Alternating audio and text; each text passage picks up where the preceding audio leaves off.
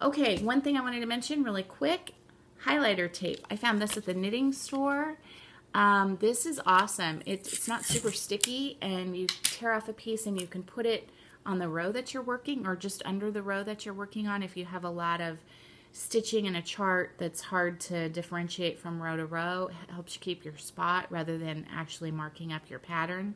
I've been using this. I love it. It's so cool. Found it at the knitting store. It's called highlighter tape. I guess it's actually for students. You can use it for, it says focusing tool, removable, repositionable, transparent, economical, the original. So anyway, it was $5.95, which is kind of pricey for a roll of tape, but you wouldn't, I mean, you just use a little bit at a time. So I'm sure other people know about it. That was something I didn't know about. And then I was watching Danielle, and she talked about, and lots of people have talked about this, and I've just never done it. I love buttons. I always buy antique buttons anytime they're available. I have jars and jars of antique buttons. But often I can't find just the right button, just the button that I'm looking for. So Just Another Button Company has a monthly button box of buttons. Maddie's home. She's she's running upstairs to do homework here before her game a little bit. So a monthly button lovers club. This is monthly button lovers club 2.0. So it must be the second year that they're doing it. And I received my first month's worth, and this is lemonade buttons. And so it comes in this little tiny box, and with a little card that tells you kind of the theme for this month, and it says small batch buttons handmade by us. Thank you for joining us. Just Another Button Company.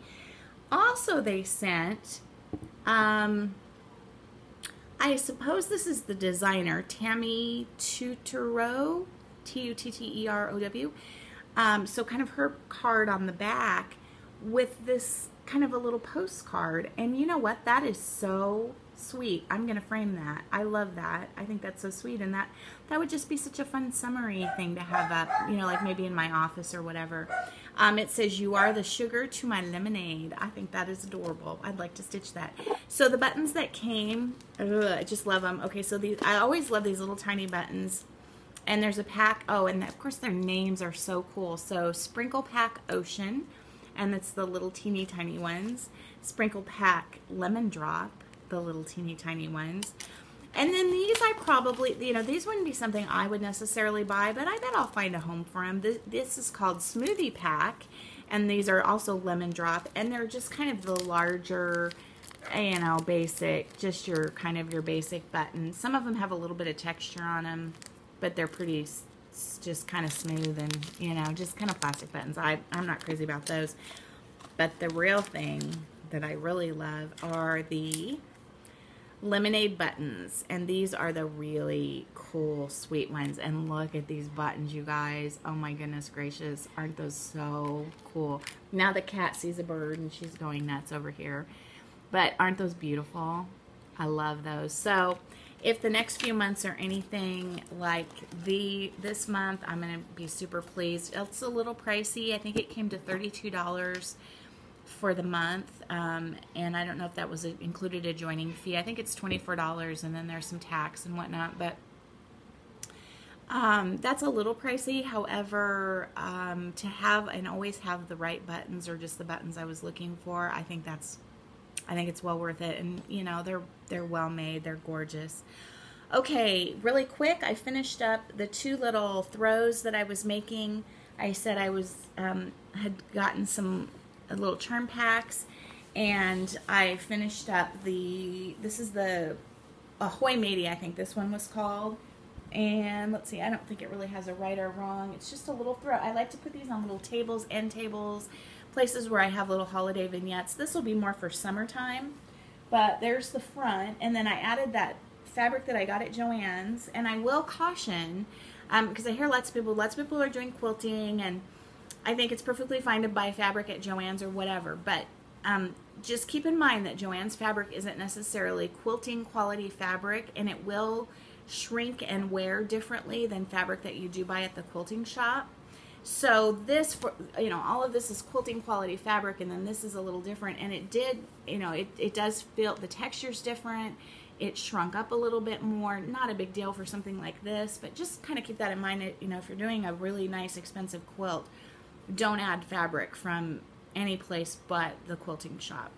Then, so that I could use it now, I put this, my butterfly fabric on the back. So then I have this just thrown over a table this way, so that works for Easter. And then the other one is actually an Easter one, and it turned out like that. And I used those Crayola cottons for the edges, and I just tried some funky specialty stitches. No, you know, nothing. This is just a little throw. And on the back of this one, I wanted to put something that I could use in the summer. So see, I can use that and do that in the summer. And I just machine quilted those, which machine quilting isn't difficult, but it does take practice. And when you haven't done it for a while, your machine quilting is kind of on the questionable side. I'm talking really fast because I'm running out of time here. The last thing I wanted to talk about was my rug hooking workshop that I did, I think now 2 weeks ago. Fabulous workshop, fabulous teacher, fabulous teammates or other workshop attendees. It was probably hands down the best rug hooking workshop I have ever taken, and also the most difficult rug I have ever made in my life. There was one point that I was almost to tears. I was so stressed out. At one point, I actually had to start a second rug, and just so I could take a break, because I could just tell that I was stressed. I was so stressed. It was so difficult. I think I have the majority of the really difficult part done. I have the rabbit's whole entire face hooked. He's all hooked in 3s and 4s, which is little teeny tiny cuts like that. I don't know if you can see that, but little teeny tiny cuts. And you can only hook 1 or 2 loops, maybe 3 or 4 loops at a time before you have to go on to the next piece of wool so that it looks like fur. I'm going to insert a picture because it's big and hard to show you. So I'll insert a picture here, and you can pause on the picture and see what I'm talking about if you're so inclined. I spent probably Saturday was the middle day, and I spent the middle day thinking, why did I sign up for this class? Why did I choose this rug? I've taken from this teacher many times. She is an excellent teacher. I mean, she's just a great art teacher, irrespective of the fact that she can hook a rug like nobody's business and knows everything there is to know about hooking rugs. She's from the East Coast, and I try to typically do something nautical with her just because she knows kind of all that East Coast, Atlantic Ocean, nautical, you know, what color things really are and how things really are supposed to look. But I wanted to do, you know, this vintage postcard rug. So I got my rabbit completely color planned, all the wool bought, and like I said, the face pretty much finished. And then I color planned the one of the house with the clothesline, and I started on that one because that one will be super simple to hook, and it's small. And then we also color planned the girl feeding the birds, the big, long, tall girl feeding the birds, because no one else had seen that pattern. You know, I'm 5 minutes away from the rug hooking store, and so it's very easy for me to zip up there. And sometimes I might get a little bit of a heads up that she has new patterns in, and I might zip up there for coffee on a Thursday. Not when the store's not open, but, you know, when the store's open. And so a lot of times I get to see things before anyone else does. And apparently she had only ordered one of that pattern, and I purchased it right off the bat, and so no one else had seen it. And so they asked me to bring it in and show them. And so we color planned it just kind of for fun, and color planned it just to look like the postcard. You know, we matched wool just to the postcard. And I don't think that one will be difficult to hook, other than it's a little bit on the large side, and there's a lot of details in it that I'll need to probably use smaller cuts in some fairly good sections of that as well. The other thing about the bunny rug, for those of you who are interested, and if you're not interested, you know, zip on by. But the other thing about the bunny rug is that we decided, actually she decided, that I'm to do what's called a higgly piggly background. And so you know, typically on a background, the most common thing would be to just echo your wool around your main motif. You just, you know, around and around and around. And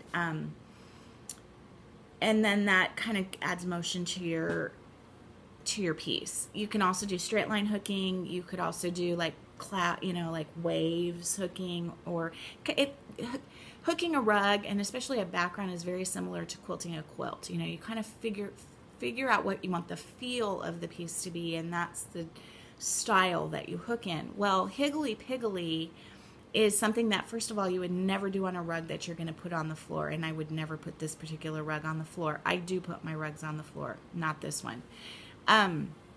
But Higgly Piggly is where you pull up a loop, and then you turn your frame ever so slightly, and you pull up another loop at an angle to that first loop, and then you might skip 2 or 3 holes and pull up another loop at even an angle to that last loop, and so on, and then you fill in. And so you just go, it's very similar in quilting. It's called stippling, I believe, where you just kind of make puzzle pieces, and Vonna talked about this in quilting her quilts, where you just kind of make puzzle pieces as you're quilting. Well, it's the same idea. So you just kind of randomly hook it, and then you fill in with the next piece, and then you fill in, and it gives a really, really cool effect. But it takes forever. It takes absolutely forever. So, but it's fun. I enjoy doing that, and I actually, you'll see I have some of the background done, because at another point when I needed a break, I started to hook the background. Plus, we struggled just a little bit picking out the background color, the wool for the background, and you know, you need a big enough piece to complete, and so it had to be something that Janice had a big enough piece of, and I love the way the background is turning out. So it's kind of a lightly modeled piece of, now I can't remember which one we picked, but I think it might be called Ashes, which I've actually used Ashes for snow before. Ashes works really well on sheep, that kind of thing. So yeah, anyway, that's what's going on around here.